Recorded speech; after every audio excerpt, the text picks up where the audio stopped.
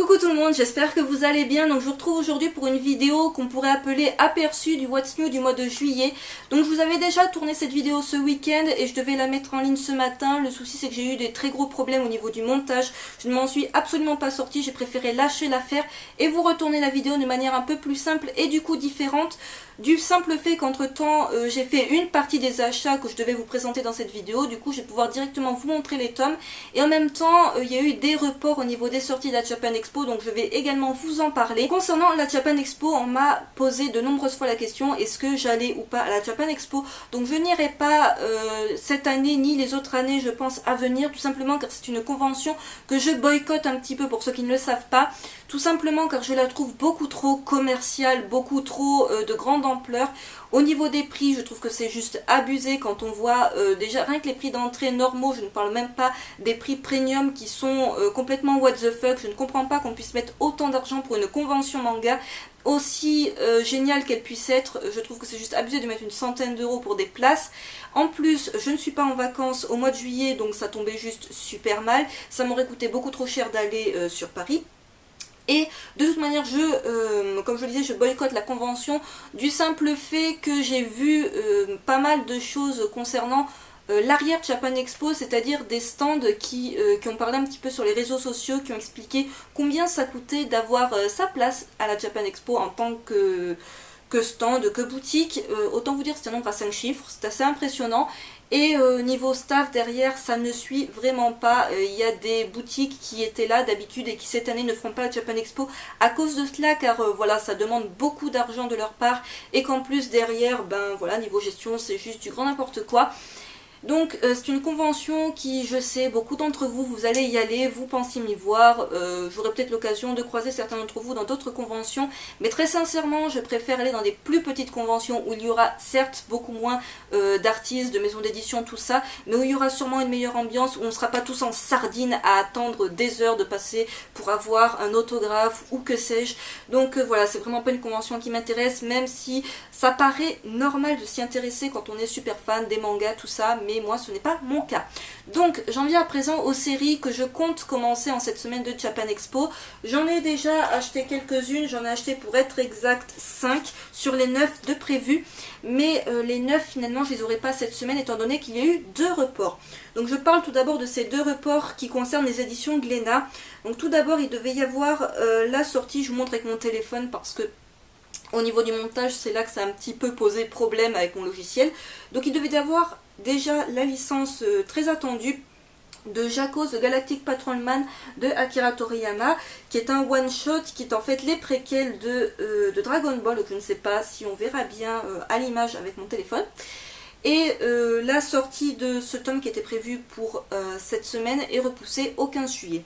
Même problème avec la série de Vanra Stray Dog, qui est donc un manhwa qui sera publié chez Glénat et qui est un manhwa que j'attendais beaucoup. Donc c'est une série en 2 tomes que je connais tout simplement puisque Virginie en a parlé sur sa chaîne, donc Virginie ZMM27, je vous mettrai le lien de sa chaîne si vous la connaissez toujours pas.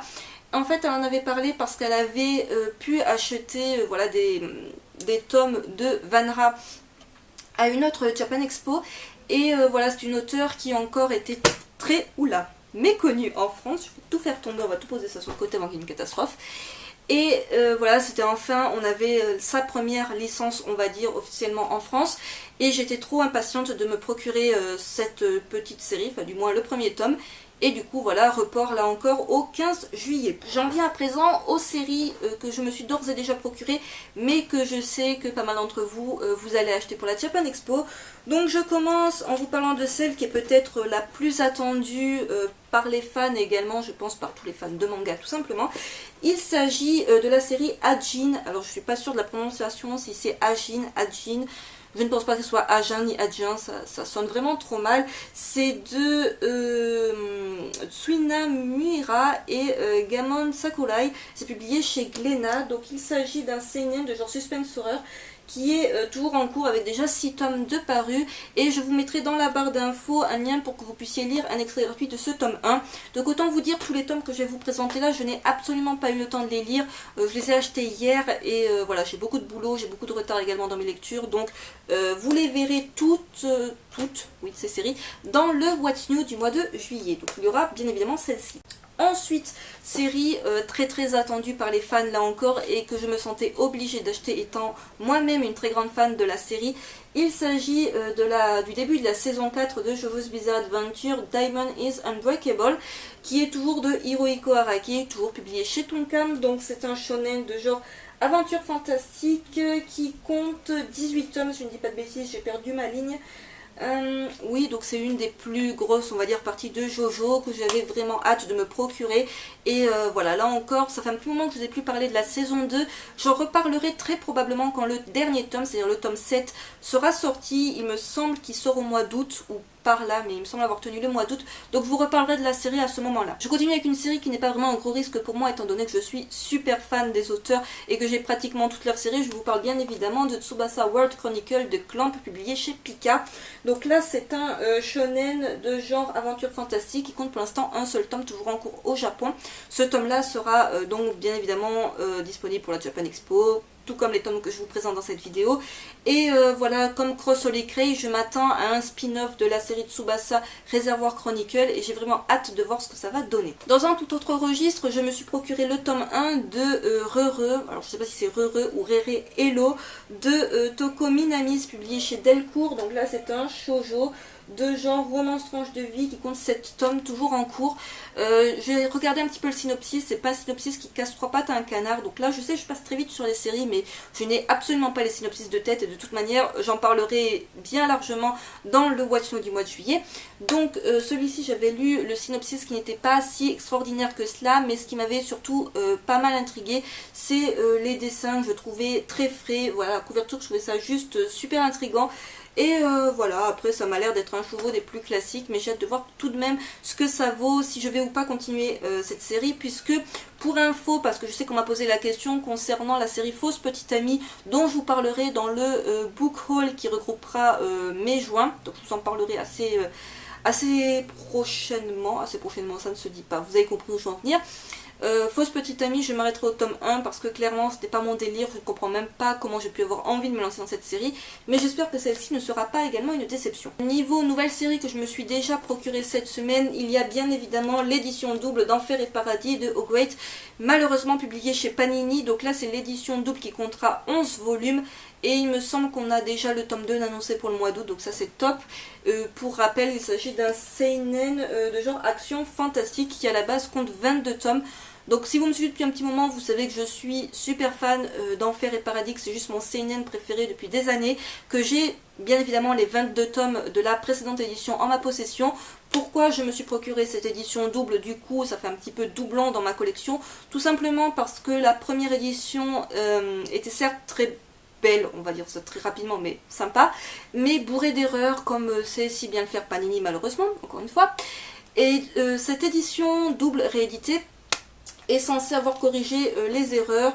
Il est censé voilà, y avoir un petit peu moins de bourde, ça va être plus sympathique. Alors il faut savoir que c'est une édition double qui est à moins de 10 € puisqu'elle est à 9 € et des brouettes. C'est pas bien cher, voilà, donc de ce côté-là ça peut être intéressant. Pour être honnête, je ne l'ai absolument pas feuilleté, je ne sais pas du tout ce que ça vaut, si c'est pourri, là, vous dire comme ça. Ça a l'air correct, oui, non, enfin côté encre c'est pourri, mais c'est pas Nini, en même temps je vais pas vous vendre du rêve avec ça. Mais pour celles et ceux qui seront super intéressés par la série, voilà, cette série est juste géniale, c'est juste la maison d'édition qui est à l'ouest, mais bon ça on n'a pas le choix, ils n'allaient pas refiler la licence à une autre maison d'édition, c'était pas prévu. Bien évidemment, je vous présenterai ce tome 1-2 dans le Watch Now du mois de juillet et les tomes suivants dans des updates lecture. Et enfin, il y a deux autres séries que je compte me prendre cette semaine mais qui n'étaient pas encore disponibles en librairie. Donc il y a tout d'abord l'artbook de Black Butler.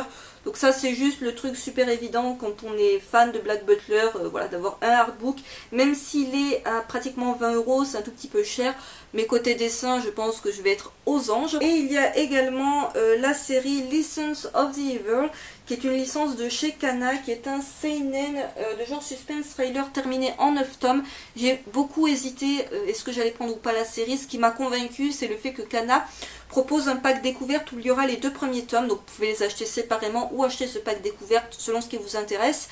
Je ne pense pas qu'il y ait d'avantage particulier à avoir ce pack découverte, si ce n'est d'avoir peut-être le côté, vous savez, un petit peu...